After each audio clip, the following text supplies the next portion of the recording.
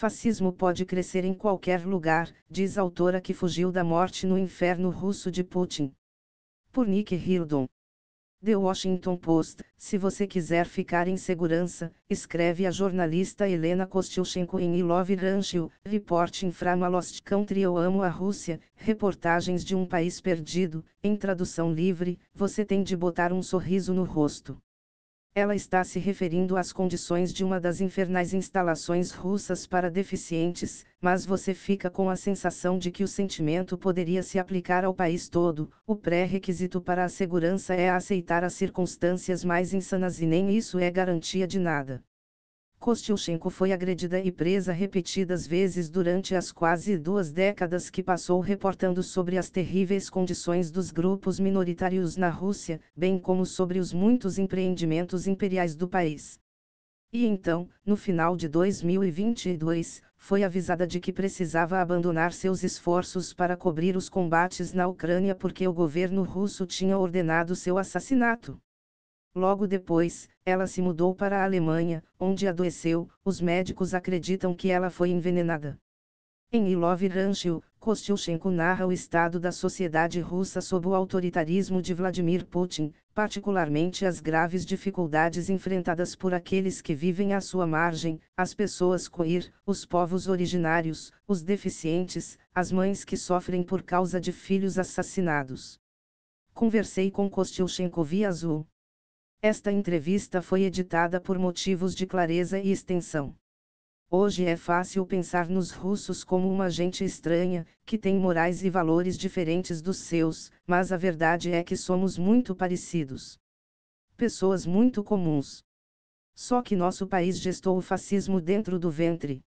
Ele estava crescendo aos poucos, mas agora, com a guerra, está prosperando. No meu livro, tentei explicar esse crescimento os tijolos da parede que estava sendo construída. Não foi rápido. Demorou um tempo e foi passo a passo. Vivíamos em circunstâncias instáveis, e a maioria das pessoas estava ocupada com as coisas de sempre, como sobreviver e cuidar da família. Até nós, que fazíamos nosso trabalho como jornalistas, vivíamos assim. Estávamos descrevendo o processo de crescimento do fascismo dentro do nosso país, mas não fizemos nada eficaz para evitá-lo. E acho que é muito importante, especialmente no contexto da guinada autoritária global, saber que o fascismo pode crescer em qualquer lugar. Ninguém está imune. Na verdade, o fascismo parece até suportável por um bom tempo. Você sente que consegue conviver com ele, até que não consegue mais. Putin era um belo contraste com Boris Yeltsin, que as pessoas viam como um velho bêbado e maluco. Putin era jovem e dizia as palavras certas, falava em valores democráticos e que voltaríamos a ser uma grande nação. Mas também foi o momento em que surgiram grandes ataques terroristas na Rússia, e as pessoas se sentiram ameaçadas. Os ataques não foram devidamente investigados e há sinais de que alguns deles ou todos eles, não sabemos, foram organizados pelos serviços de segurança. Mas as pessoas se sentiram ameaçadas de verdade.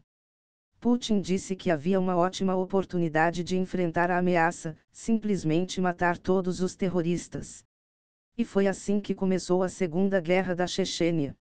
No contexto da guerra, as pessoas querem se unir em torno de um líder. As pessoas querem ficar juntas. Então elegeram Putin. E acredito que ele aprendeu muito bem. Toda vez que sua popularidade caía, a Rússia entrava em mais uma guerra. E funcionou. No começo, as pessoas não confiam nos poderes e nos políticos. E o custo de vida e a diferença de renda em geral são enormes. Quando as pessoas se acostumam com a desigualdade é uma coisa muito ruim, porque elas não têm mais uma realidade comum. Aí você se sente impotente. Você sente que não consegue mudar nada.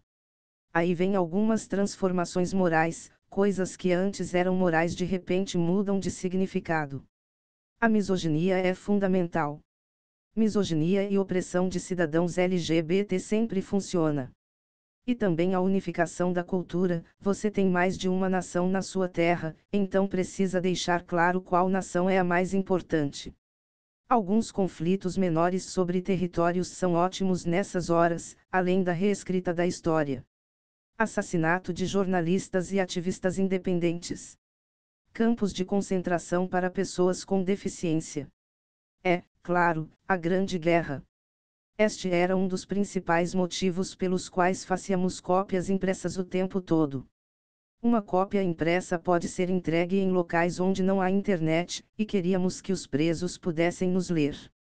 É mais difícil mudar alguma coisa no papel impresso do que online. Mas nosso governo está bem treinado para trabalhar com a censura também no papel. Este livro será lançado nos Estados Unidos.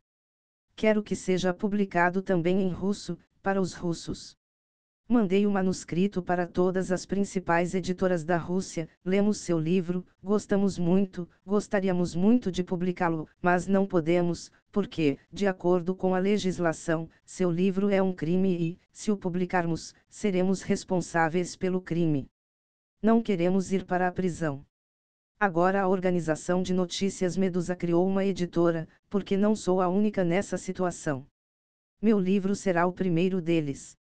Eles sabem como entregar uma cópia digital na internet russa, mas não sabemos como entregar cópias impressas. Porque todas as pessoas da cadeia de entrega, se forem pegas, vão para a prisão. O que eu definitivamente faria de diferente e é uma armadilha na qual não quero que vocês caiam tem a ver com este princípio: não se envolva, porque senão você vai perder sua objetividade. Todos nós devemos ser objetivos e profissionais e blá blá blá. Acredito que este princípio não se envolva nas coisas foi inventado por pessoas que tinham poder e queriam mantê-lo, porque não querem que os meios de comunicação social sejam politicamente ativos. É nisso que acreditamos também, que a primeira coisa que devemos fazer é o dever profissional. Mas o dever profissional não basta. Todos nós temos não apenas deveres profissionais, mas também deveres cívicos, que não são eliminados pelos deveres profissionais. Se você, como jornalista, sabe que seu país está indo na direção errada, precisa alertar as pessoas. Muitos russos instruídos ficam muito felizes por acreditar que a propaganda oficial não os afeta, algumas pessoas estúpidas são afetadas, mas nós sabemos das coisas. Quando você acha que é imune à propaganda oficial, você já está sob a influência dela. Não me envergonho por ser ativista e jornalista. E acredito, claro, que deveria estar mais alarmada. Todos nós deveríamos estar muito mais alarmados. Se você está vendo que as coisas estão virando um inferno é porque as coisas estão virando um inferno. I Love Rancho, Reporting from a Lost Country, Nick Hildon escreve sobre artes, viagens, tecnologia e saúde para inúmeras publicações. Tradução de Renato Prelorenzo.